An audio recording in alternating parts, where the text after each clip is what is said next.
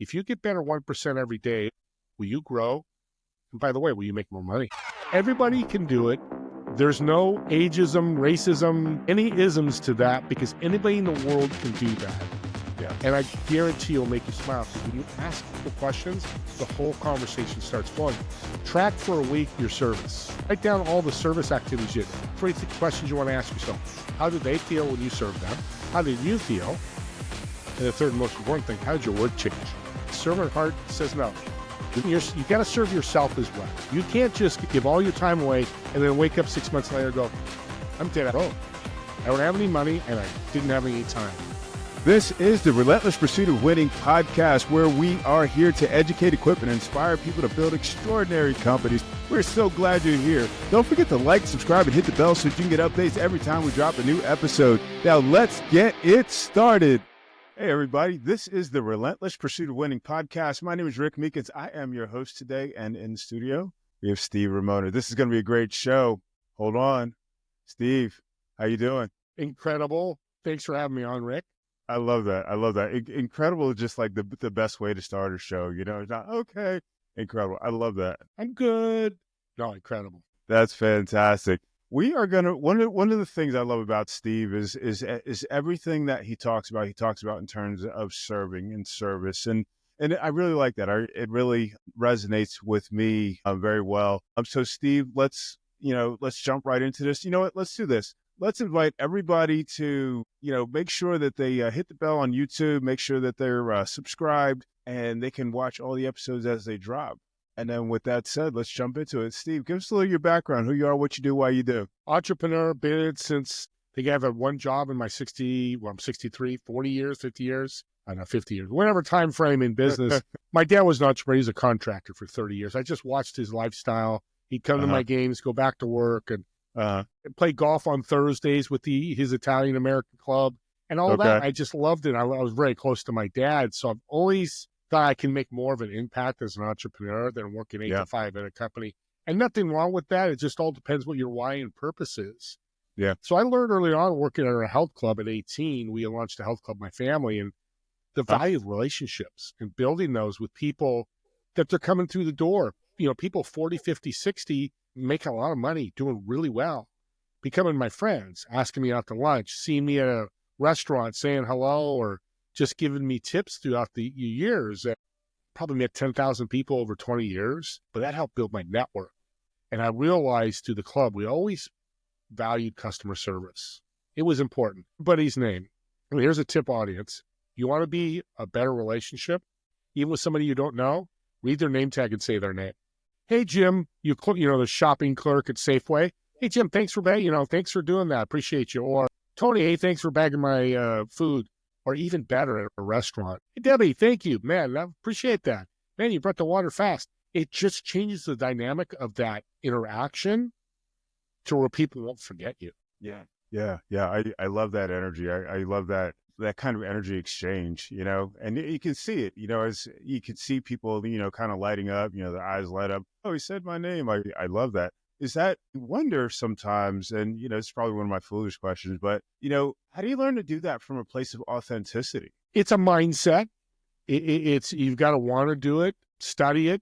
Chapter 4, Think and Grow Rich, Law of Increase. When I read that a few years ago, it changed. I've been doing it, but being aware of it. So self-awareness and mindset are the key. Because here's the problem with this, Rick, is how, when, or where the return comes, the ROI, we don't know. Yeah. I'm going to be the best guest on this podcast. I'm going to do the best I can, make it incredible as much as I can. Yeah. But am I getting paid? No. I'm not asking to get paid. But you know what?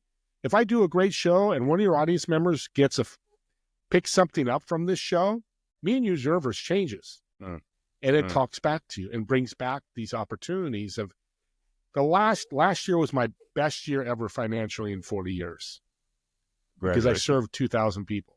I did 2,000 introductions on top of free mentoring. I jump on a call. A perfect example. I was on a call last week and his 24-year-old has his own business. Very cool. Love if you're young out there, great opportunity to start a business, but do it right. Yeah. Hire Rick, by the way, hire Rick. And it got set up by a center. What that is, Somebody will have people on LinkedIn or whatever. And say, hey, would you like to meet Ryan? He does TEDx talks. And yeah, but I don't want, I don't want to buy anything. But I knew what it was. It was a sales call. So we jumped on within 5 or 10 minutes.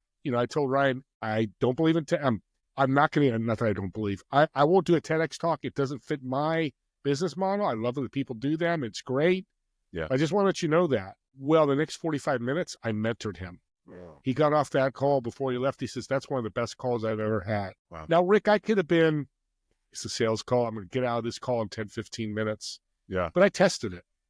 And I use this principle I came up with. Actually, a guest helped me name this principle. It's called the ASLA principle. Ask, shut up, listen, and ask. Now, people go, Steve, if I shut up, I'm listening. Well, let's look at a Zoom room you're in. How many times do people go? I was in one yesterday. 3 or 4 people went by. Now, maybe they're going to the bathroom. Maybe they're getting out of their car. Whatever activity they're doing, it's legit. Right. But are they really listening? Right. And they're not. Right. They're not picking it up. And then the ask part is ask another question or ask, Rick, what I'm hearing from you, what you're saying, your challenge is some lead generation. Hey, I've got somebody I want to introduce you to. I think can help you. Or, hey, I think I can help you with this. Let's jump on another call. Let's calendar it right now. Let me tell you what I do that maybe help with your challenges. Well, I could never do that, either bring a resource or offer my services. I didn't listen. Yeah. And I didn't ask. Yeah. Yeah. Yeah. Wow.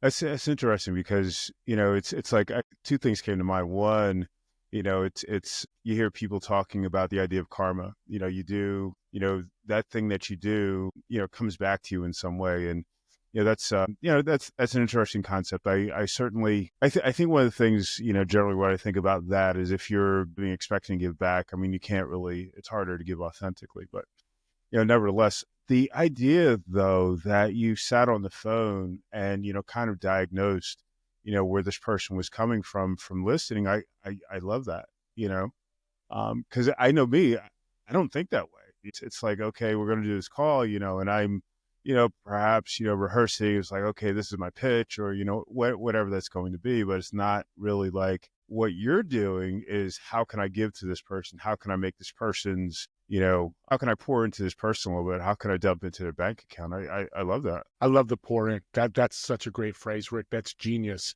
because that's what you're doing. You're intentional with the fact of getting to know somebody. Mm-hmm. I'm not a big fan. I'm going to talk about myself, but I have the greatest one-on-one calls because I do that. And I'm nothing different than all you listening, but the difference I'm doing is I'm taking action. Yeah. If you hear the ASLA principle, take action and do it. Try it. And introverts, what a great thing. Have 3 questions on your screen before you jump on. What's your challenges? What's your goals? How big is your company? Let's just use those 3 questions. Ask, what's your challenges right now, Rick? And you shut up and listen. You go, okay, his challenge is this. Well, he doesn't have any challenges. I talked to a guy today. He's a franchise guy. He's killing it. I can't help him. I did give him a referral, though. I did uplift him by asking him to be on my podcast. So it'd be a pleasure. So there's always, and you're not going to do it 100% of the time, but if you, for 90% of the time of bringing value, it's powerful.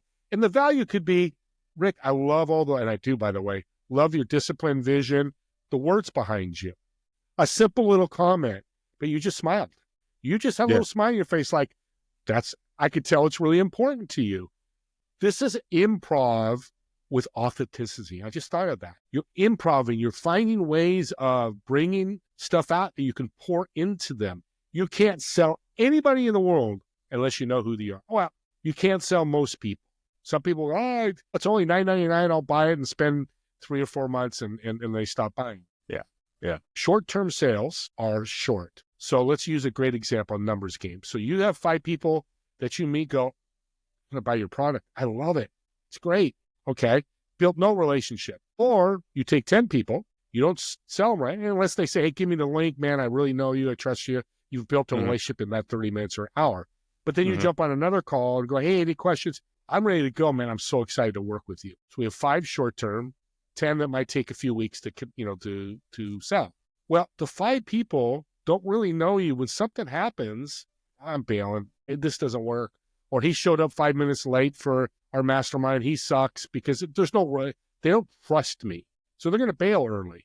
So let's go backwards. Those are 10 people. Let's take 5 people that you've built a relationship with. Mhm. Yeah, let's say it's $1,000. I made $10,000, but they leave me in 2 or 3 months. I take 5 people, made $5,000 after a few weeks. They know me, they love me, we do great calls, we do our service. They're going to last months, years. I've talked to people who have done this, have clients for 5 years. So I made, let's say it's $1,000 a month. They stayed 5 months. So let's say I made $50,000. Hey, that's a lot of money. I just sold 10 people, but now you sold 5 people by building a relationship and they stay years. Let's just use a year. Value. You just doubled the value. Here's the other thing people forget.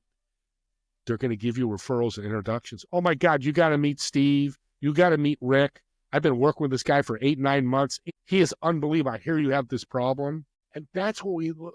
Because they're like, oh, this guy's selling. He made 50 sales today. How long are those sales going to stay? Are they going to be a true customer? Yeah. I mean, service business, I mean, it's critical, because they have to trust you. If they don't trust you, everything is questioned and everything is, they're looking for the next best thing.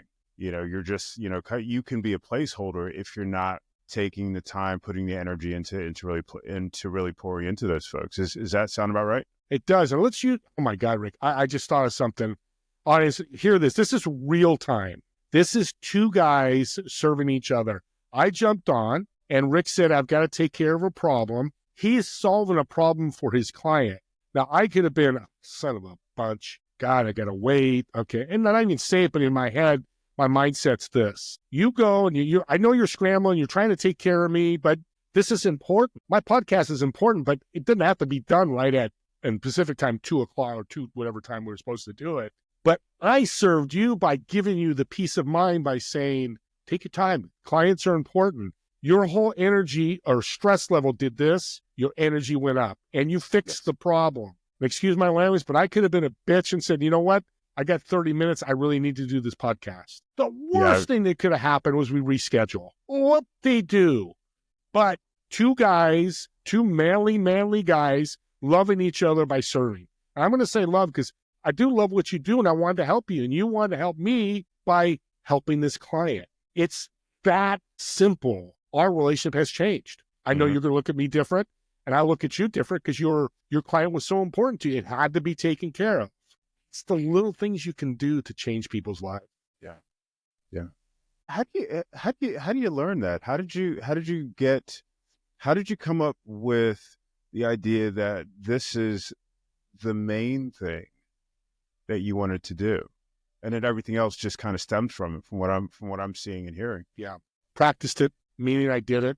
I just kept doing it. I met a gentleman on my podcast. This is a great book. It comes with the 3 good things. They did research and say, write down 3 good things you did today. And I wasn't doing that. I'm going to start doing it, but I was noticing my calls were getting better. I wasn't nervous, but I was getting responses like, Steve, that's the best call I've been on. An email later, Steve, those are great introductions. You're incredible. You're amazing. So this edification and feedback I was getting like, Steve, you're on track for something. And that works for everybody. Here's an image, audience, to think about. And Rick, we're 6, 7, or 8. It's Christmas morning. And we're coming up to Christmas here. It's November 21st, so it's apropos. What do we do as a kid? We run to our Christmas tree and we get to open one gift. We open that gift. We're super fired up. We're excited. But what we've done too is probably bought a gift for our mom or dad or a sibling. We're excited about that too. Mom, open the gift, right? I can still think of those images. That's what me and you get to do. We just did that today with that little story I told you what happened. Yeah. Imagine doing that every day, the feedback.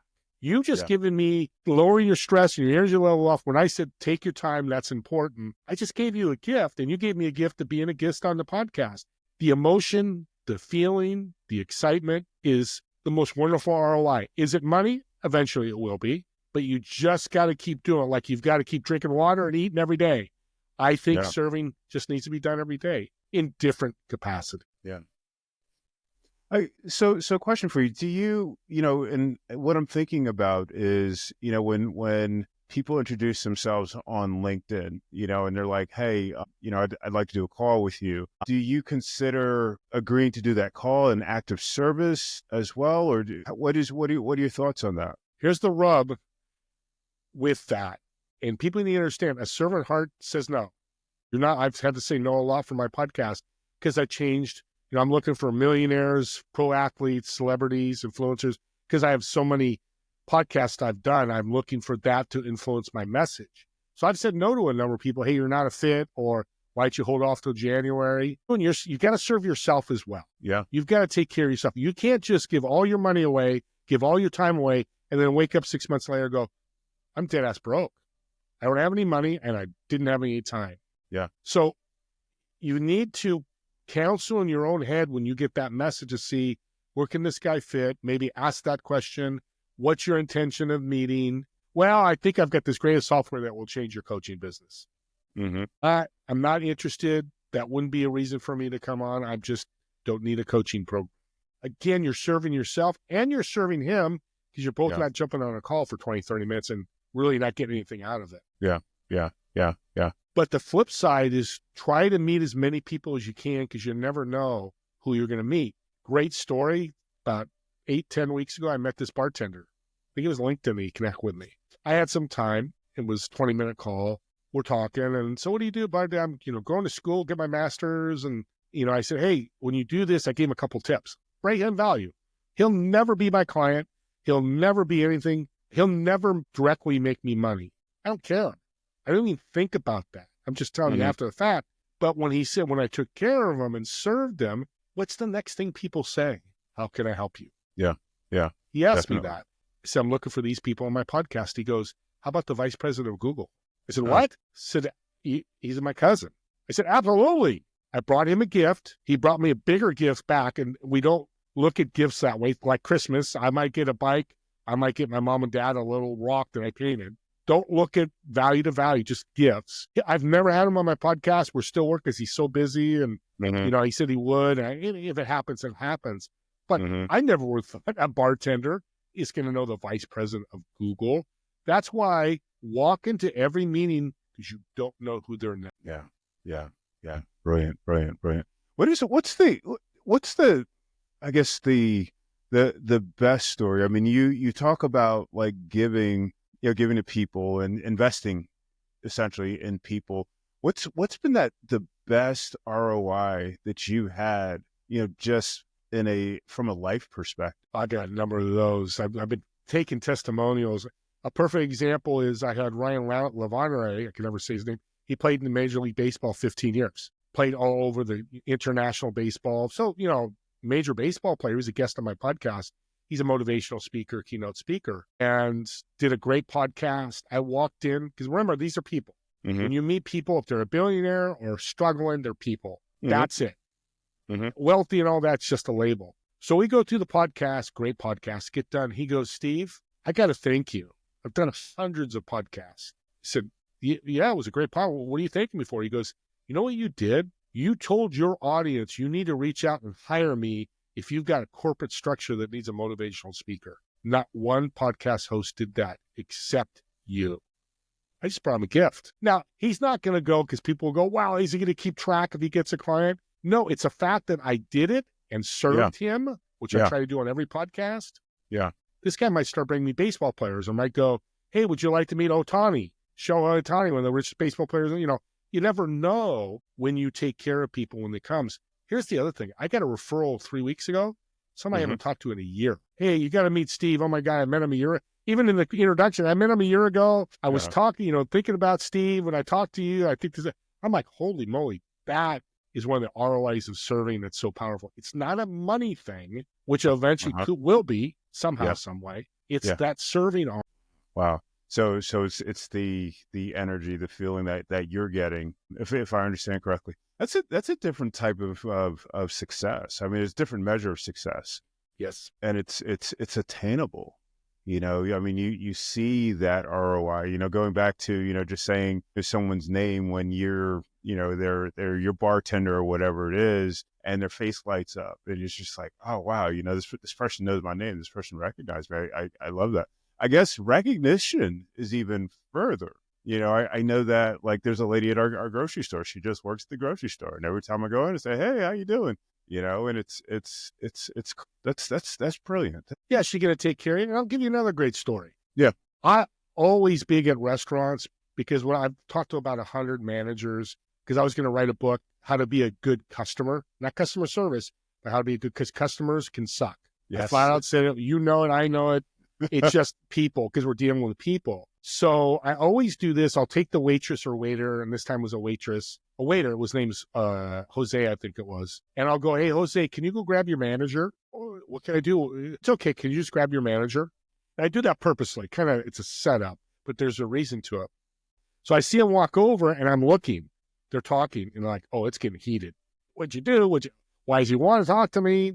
So the manager comes walking over and says, sir, what's your name? I said, the manager's name's Debbie. I think it was Debbie. And I'm Steve. Nice to meet you. My wife, Melinda. This waiter was unbelievable. Talked to my wife. She was unbelievable. This and that and water, all the edification, recognition. I love using that word, recognition. Yeah. Oh my God, thank you. That's so fantastic. Yeah. And I always ask a manager, how often do you hear recognition from your employees? She'd been there 10 years at the restaurant. This year alone, that was the first time, and that was October. So for 8 months, she's never heard one good thing about her employees. But she'll hear the food's cold, it's late. Yeah. Why don't I have a table? Why is there a long line? Which is a dumb question to me, because it's a busy restaurant. It's just a long line. But here's the ROI of taking care of people. So the waitress walks over. Thank you so much. Oh my God, my manager's so fired up and pumped up. You know what, Steve and Melinda? I work at Levi Stadium where the 49ers play, and I run the bar. Come by and I'll get you guys a free drink. I love what you said. Now, let's step back. I didn't ask the manager to come over thinking I'm going to get free. I didn't know she worked there.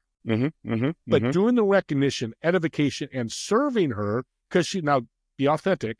If they're not good, don't do that. And actually be honest with the manager as well if they're not good, because it's a learning lesson. You don't go in, oh, this guy sucked. Rick was the worst waiter. Say, you know what, he was a little slow, or here's some things he maybe should work on. I just wanted to help you out. So that's okay. Just don't scream and yell at people. It doesn't get anywhere. Yeah. That is the bad. My wife looked at me and she goes, oh my God, you're amazing. I said, honey, because we're always, and she's doing it a lot now, is, thanking people and remembering their names and things like that. Yeah. So it comes the best way out of the blue. Yeah. Yeah. Wow. That's incredible. That's incredible. That's great stories. How did you, are you naturally a people person? Yeah. Yeah. Working at the health club for 20 years, because I walk through the gym every day. My cousin said, your job is operations, but you're walking through because people love you. You're going to walk through. That's why people knew me. I go out to eat. People go, hey, you know so many people. Well, we got 6,000 members. I'm going to know some people. And I love people. Love working with. So if you're not a people person, if you're, an introvert, if you're, just socially awkward, I mean, how do you incrementally, continue to move that needle of pouring into people without, being overwhelmed? Is it really? Yeah, it's a great question. I'm going to say this: you're out of luck. You're not going to grow a business. I'm kidding, because that's crap. I've heard people say that. I'm like, are you kidding me? You're going to tell somebody because they're an introvert? Well, you're like saying they've got Parkinson's or dementia. No, don't go there. I think introverts have a huge advantage because the ASLA principle works perfect for them. Ask, shut up, and listen. They don't have to draw on too much of a conversation, but any human that gets information feedback, you can work with that. You live in Northern California? My cousin lived in Northern California. Where do you live? I said, they grew up here. I've done that many a times, and you can do that. And the next thing you know, you're in a 5-10 minute conversation about a topic, and you're building a rapport. Yeah. So asking those questions, if you have to have them up front, I don't, because I just have so many questions in my head, but have them written down somewhere. And if it's a little more specific for them, say, hey, why did you start that foundation? I'm so excited. You're helping with people who die by suicide, whatever that may be. Everybody can do it. There's no ageism, racism, any isms to that, because anybody in the world can do that. Yeah. And I guarantee it'll make you smile, because when you ask people questions, not good questions, don't go like, you're poor, and, don't be negative. Always positive, which is pretty obvious, but I guess I have to say that. It is, and I was, in a sense, an introvert when I did sales calls. I'm like, how am I going to do this? How am I going to talk to people? I, look at their background a little bit. Yeah. But once I start in and go, hey, Rick, what do you do? What's your challenges? Yeah. So did you try this? And then the whole conversation starts flowing. And then you look at time and go, man, we ran out of time. We got to book another call. Yeah. Those are some of the best calls in the world. and you ran out of time going, oh, this is great. Absolutely. Absolutely. Yeah. I find my strategy tends to be get them talking, get somebody else talking. Like you said, ask a question. Exactly. You know, it's, and try to lead off right away if you can. It doesn't work with me all the time. So he can ask you a few questions. I'll answer them. They'll learn more about me than I start asking questions, but be intentional if you can. Go, hey, Rick, can I ask you a few questions? Or I got a question. How long have you been a lawyer? 20 years. I mean, you must have seen a lot of stories, huh? You know, you can see it just leads to natural conversation. Most introverts, you know, extroverts have problems with this too, like I did. Where do we go? I don't want to sell, or I do want to sell. How do I sell them? Which, if you have that mindset, take that out of your mindset. But the question, like you just said, Rick, so well, that question just leads to flow. And maybe nothing ever happens, but at least you had a great conversation. Yeah. That's fine. I find that you practice, you know, you get to practice being authentic. You get to practice having the conversations, and it's still a blessing, you know, and you learn to, I guess you learn to appreciate those little things, you know, for yourself, the edification, you know, as you said before. Yeah, and you just don't know what people's shoes they're in. Yeah. And I'm going to jump on a quick story real quick, because this will really bring it full circle. So Katie, we got on a one-on-one, typical one-on-one. I, at the end, gave her 3 introductions. I remember weeks went by, and she finally answered them, because, you know, you're on the tag of the email. It says, hey, I'm so sorry it took me so long to get back to you. It was 6 weeks. But my special needs twins had major problems. I had to take care of them. Oh, you know, very understandable. Glad she said that. A week later, I get the email, and I still have it. I saved it. It's so unbelievable. She goes, Steve, I'm speechless, LOL, because now I'm typing. I guess I'm not speechless. But you introduced me to these 3 people to help with my business, and I so thank you. But you don't know what you just did for my family. These 3 people gave me resources I've been looking for 8 years to help my kids. I think it's autism. I don't remember. I think it was but they're special needs. I now see a brighter future for my kids because you made those 3 introductions. Wow. Again, I didn't know that was going to happen, but I'm a spiritual guy. God wants us to bring value to people, because you never know what that's going to be. We don't know the shoes they live in. We don't know the shoes they're walking in. But if it's value from a positive aspect, you don't know, you could change somebody's life. Yeah.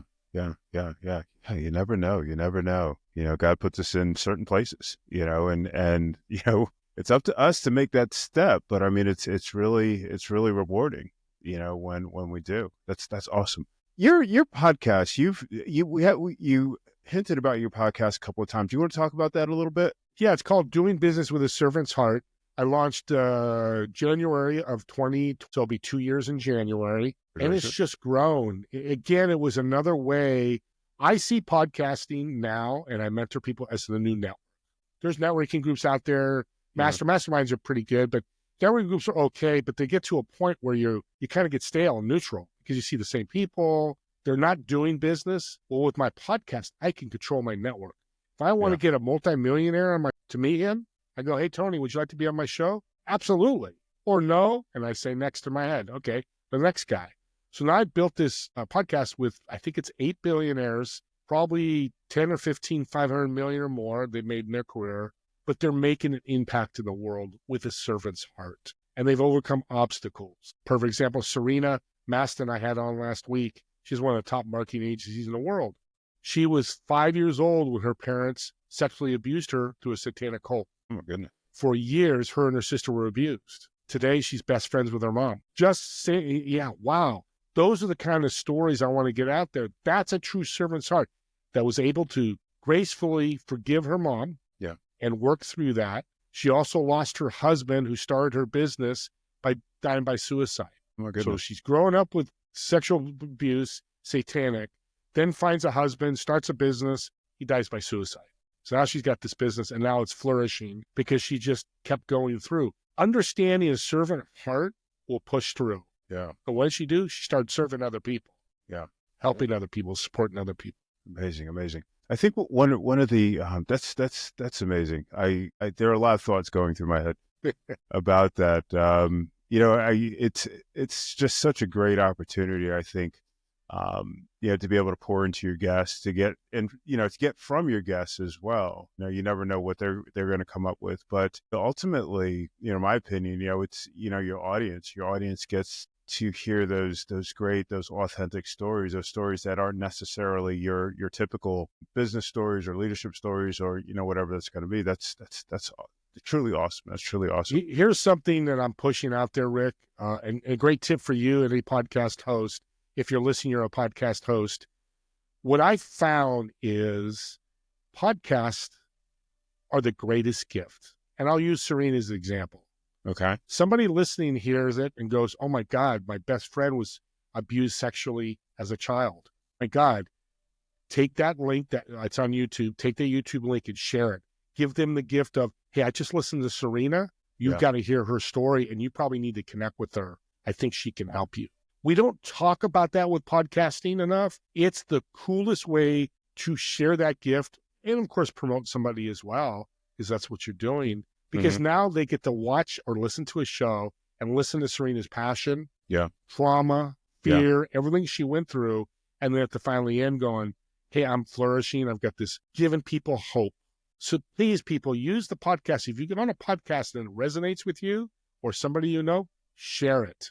And that's why I tell people to subscribe, because you get easier access to all those channels. So jump on Rick's podcast and subscribe to his channel, because as shows come, you never know, one of those shows could change your life.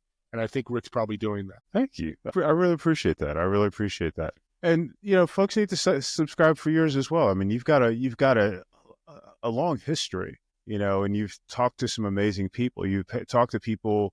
I know that, what I want to do is give people, tools and resources to overcome. I mean, you have those stories, and it's not just the business challenges, but personal challenges, and then emphasizing the idea that it doesn't always have to be commercial to be successful. I think that's huge. How many times do we get that message? It's like, hey, just go out and serve because you're supposed to. Don't look for anything in return. Just do the right thing. I mean, how often do we hear that story? Yeah. Wow. Wow. And it could be tech or service or product too. Mine's about stories, but it could be you listen to somebody on the show and they've got a great CRM. Well, your friend's been saying, I had a guy yesterday ask me about CRMs. I didn't have an answer for him, but I gave him some referrals. But share that podcast. Go, hey, this guy Joe, he's got a great CRM. Listen, maybe this is what you're looking for. And then maybe you can reach out to him and see if it's a fit.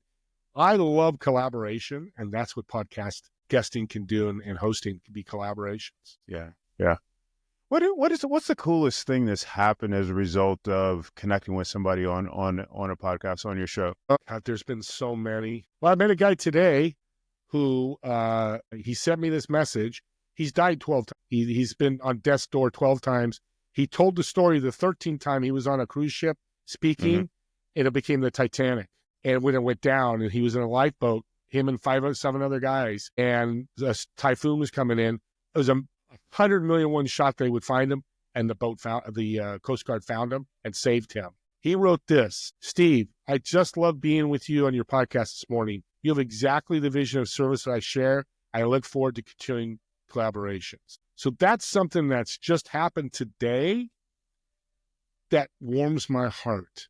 What Brian said about, me edifying him and telling people to hire him. The partnerships, I have coaches I've had on and shared them with others, and they pay me $1,500. Part of my program is, an audience, here's a great tip for you that I tell all entrepreneurs or people that need money: go through your own network and look at the product and services they sell. If you resonate, or want to share that, reach out to them and go, do you have an affiliate program? Love to earn a commission. Most times I do that I did it this morning. Guy said, absolutely. And then they say yes, but here's the kicker. Here is, again, the up level of serving. You're going to tell that person, what I'm going to do next week is spend an hour going through my network. I'm going to share a number of people with you as I see fit. So when you get these affiliate programs, a lot of people are like, when I run into somebody, I'll do it. No. Be proactive. Go to your network. If it's a CRM, Jim needed a CRM, Debbie needed a CRM. Hey, Debbie, I just met Juan. He's got this great Ruben. He does have a CRM. Great CRM. I know you mentioned last time I talked to you, I haven't found one. Well, let me do an introduction, and and introduce both of you. Ruben goes, makes, talks to him, makes the sale. He made $50. So I sent one email out to put two companies together. Yeah. He sent me $5,000. What? 2 emails. Wow. I was an outlier. Don't usually do that. Yeah. But yeah. that happens because they're building this. I put them together to build this workshop, and they made like $100,000 on the workshop. Yeah. And like, hey, we're going to kick you, maybe it might have been 10,000. I think it was 10, whatever, 5 or 10, doesn't matter. Yeah. Again, the servant's heart can reward you money because I had built a relation with both those people, both those companies, and said, you two need to meet. I think there's a partnership here. They did meet. They built a partnership, and away they go. I love that. That's amazing. That's amazing. I love connecting people, but I love I guess the activity, the action beyond that, It's like, I'm not looking for anything, but, it's just like, do something, right? Hey, well, so just real quick, you just said something very apropos. For years, I've been serving people.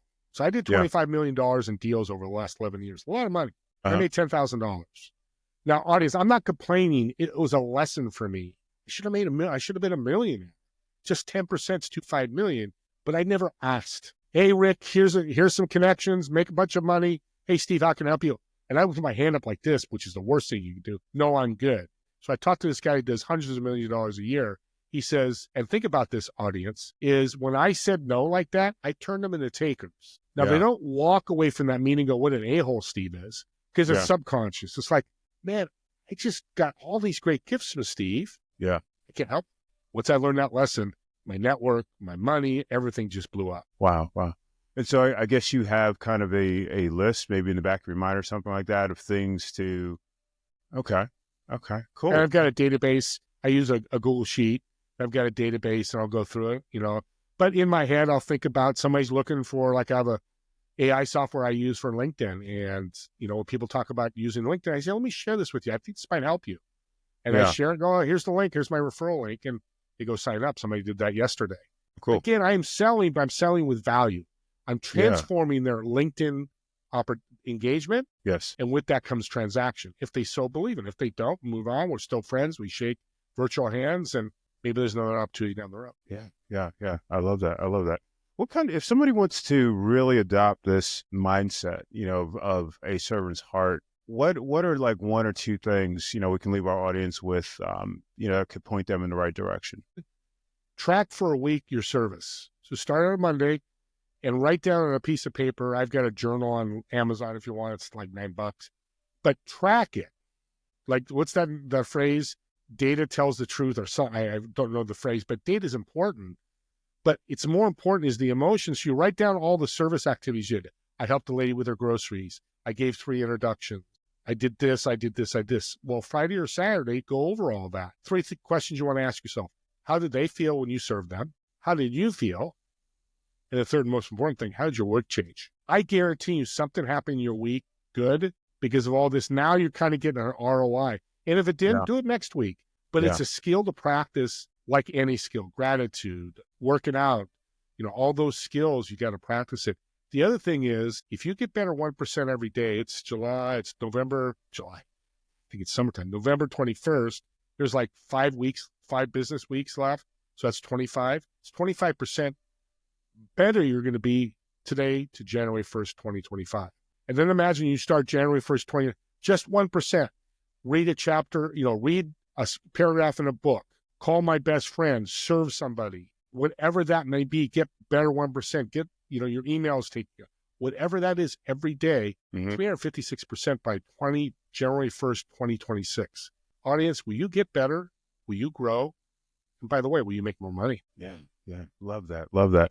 Steve, if someone wants to sign up to subscribe to your podcast, where do they need to go? Yeah, just search Doing Business with a Servant's Heart, or you can email me, Steve R61. Yeah, it's my birth year. I'm 63. I've already said it 3 times here. I'm an older guy, but I'm also a loving guy. At gmail.com. So Steve R1961 at gmail.com. Or if you're on LinkedIn, Steve Ramona there, you can reach out to me and I can get you the link. Or if you have any questions, I do a podcast workshop. So if you're interested in growing your podcast or learning more about podcasting, I do that for free every month. Cool.